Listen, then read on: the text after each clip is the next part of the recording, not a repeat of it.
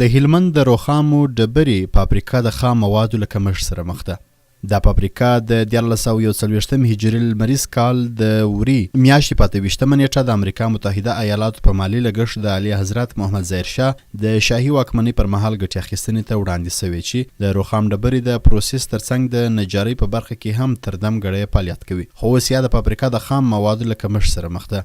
د هلمند روخام ډبرې فابریکې سرپرست رئیس عبدالحکیم مسمر وایي چې د یادې فابریکې عملیاتي ډله د 1990 هجري لمریز کال راهیسې د روخام ډبرې کان ته مستقیم لاسرسی نه لري چې په دې سره اوس مهال د دې فابریکې د حجري برخه د خام موادو له کمښت سره مخ شوې. نوموړی همدا ډول وایي د دې فابریکې د نجارۍ برخې لپاره تخته هم له بهر څخه واردېږي. مسمر همداراز وویل چې د دې فابریکې اوسنۍ تولیدات بهرني اخیستونکي او بهرنی بازار نه لري. د نوموړي په وینا د حجرۍ لپاره اوسنۍ خام مواد د خصوصي شرکتونو څخه ترلاسه کوي چې قیمتونه ډیر لوړ تمامیږي. هغه همدا ډول ویل موږ ته بهرنیو اخیستونکو په وار وړاندیزونه کړي خو موږ ځکه د رد ځواب ورکړی چې د حجرۍ په برخه کې خام مواد کم او قیمتونه یې لوړ دي.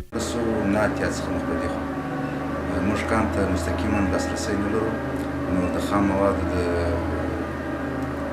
مشکلات سره مخ یو او موږ ډبره چې کوم رانیسو د شرکتو څخه یې په کوم لاسرسی نسو نو دغه یو مشکل ده. شرکت دې ته آماده دی که چیرې دولت د فعالیت د جواز ورکړي. شرکت دې ته آماده دی چې ډبره استخراج کړي او راوړي فابریکې ته څو پروسس کړي او وړاندې په واري خارجي ډونرانو غوښتنه کړې ده چې موږ سره یو قرارداد وکړي د ډبرې خو موږ په دې زړه نسو ورڅخه کولی موږ د رد جواب په دې ورکړی ورته چې موږ خام مواد نه لرو.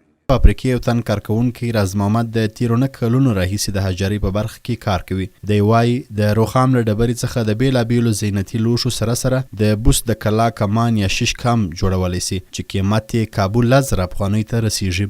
نه کله دلته کار کوم فعالیت شروع دی انشاءالله داسې خاص مشکل د دې ډبرو په بخش کې دغه کټر باندې کار کوم. زه د افغانستان نقشې جوړوم د کلابي شیشکونه دا شیان جوړوم ساده لوحې جوړوم یو څوک فرمایش وغواړي معنی د خرادانو والا ته زه خپل شیان ورکاټوم که ګیلاس وي که شوروا کاسه وي که بل شي چا شی فرمایش درته راشي زه یې ورکاټوم بیا نور خراد والا جوړوي. شیش ګران خرڅي 8,000 افغانۍ دی په 10,000 افغانۍ ستا 12,000 نو تر 5,000 4,000 پورې بیا نه کوچني تر 2,000 پورې لاس. سمیع الله او ذبیح الله د دغه فابریکې د نجارۍ شاپ کارکوونکي دي.